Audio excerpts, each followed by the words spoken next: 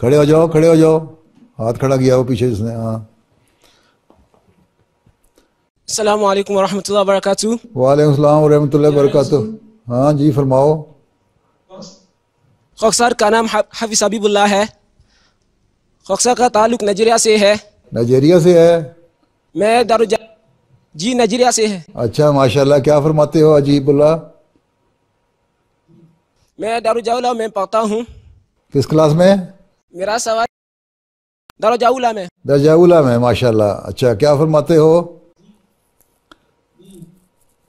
خاکسار کا سوال یہ ہے کہ بعض لوگ کہتے ہیں کہ کیونکہ ان کی ضرورتیں پوری ہو جاتی ہیں اس لیے انہیں دعا کرنے کی کوئی ضرورت نہیں ہے، تو ہمیں ان سے کیا کہنا چاہیے؟ جو خدا کو نہیں مانتے وہ لوگ یہی کہتے ہیں نا، ہمیں خدا کرنے کی کیا، دعا کرنے کی کیا ضرورت ہے. تو وہ لوگ صرف اس دنیا کو دیکھتے ہیں.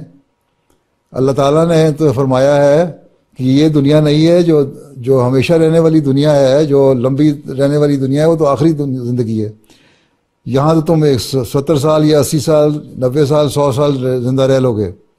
جو اس دنیا کو سمجھتے ہیں وہ اللہ تعالیٰ کہتا ہے پھر ٹھیک ہے، تم اس دنیا کو سب کچھ سمجھتے تھے، یہاں بڑے خوش تھے کہ ہمیں سب کچھ مل گیا اور ہم اپنے اہل و عیال میں بھی بڑے خوش تھے ہیں، لیکن جب مرو گے نا تو وہاں پتہ لگ جائے گا کس بھاؤ بکتی ہے، پتہ لگ جائے گا کہ یہ دنیا اچھی ہے کہ وہ دنیا اچھی ہے ہیں.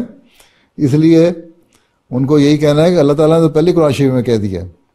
شیطان نے جب کہا تھا، شیطان نے تو اس طرح ورگلانا تھا نا دنیا کو کہ یہ دنیا اچھی ہے، یہ چیزیں نعمتیں ہیں، ظاہری چیزیں اچھی ہیں، ان کے پیچھے چلو، اور اگلے جہان تو پتہ نہیں ہے آنا بھی ہے کہ نہیں ہیں. وہ پنجابی میں ایک مثال ہے، اے جہان مٹھا تو اگلا کنے ڈٹھا، کہ یہ دنیا جو ہے وہ تو بڑی میٹھی میٹھی ہے، بڑی اچھی ہے، اگلا جہان کس نے دیکھا ہے کسی کو کیا پتہ ہے.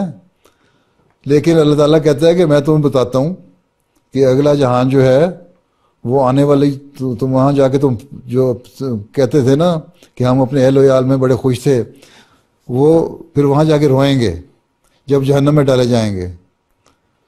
تو ان کو صرف دنیاوی ایک انسان اگر اپنے مقصد پیدائش کو پہچان لے، جیسا کہ شروع میں نے ذکر کیا تھا، تو اس کے لیے صرف یہ دنیا نہیں سب کچھ ہوتی. وہ دنیا کو میں رہتا ہے لیکن خدا تعالیٰ کو یاد رکھتا ہے. اس کو اصل چیز، اس کے مقصد یہ ہوتا ہے کہ میں نے خدا تعالیٰ کو راضی کرنا ہے، اور اس کے بعد پھر اس کو اللہ تعالیٰ دنیا بھی دیتا ہے اور آخرت کی نعمتیں بھی دیتا ہے. اب میں صحابہ کا ذکر آج کل کر رہا ہوں خطبات میں. دیکھو کئی صحابہ تھے جن کا ذکر آتا ہے خالی ہاتھ تھے، ان کو اللہ تعالیٰ نے دین دیا اور پھر دین سیکھ کے ان کو اتنی دولت دی کہ دولت ان سے سنبھالی نہیں جاتی تھی، بے شمار دولت تھی. فوت ہوئے جو وہی لوگ جو خالی ہاتھ آئے تھے ہجرت کر کے، جو فوت ہوئے تو کروڑوں کی جائیدادیں تھیں ان کی، ان کو دنیا میں بھی اللہ تعالیٰ نے دے دیا، لیکن وہ اللہ کو نہیں بھولے، اللہ ان کو یاد رہا، اور اگلے جہان میں بھی اللہ تعالیٰ نے کہہ دیا رضی اللہ عنہ، اللہ تعالیٰ ان سے راضی ہوا. تو ہمارا جو مقصد ہے یہ صرف دنیا نہیں ہے.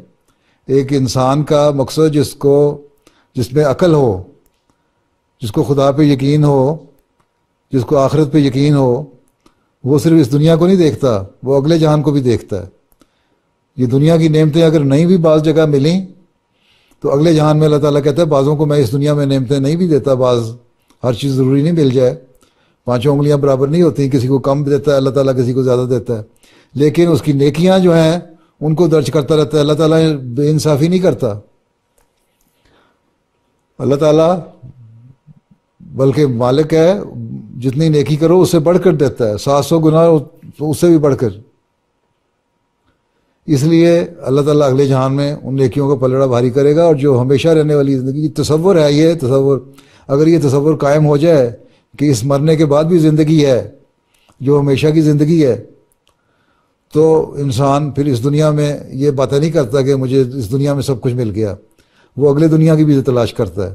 اور ایک مومن جو ہے اس کو اگلی دنیا کی تلاش کی طرف توجہ دینی چاہیے بجائے اس دنیا کے.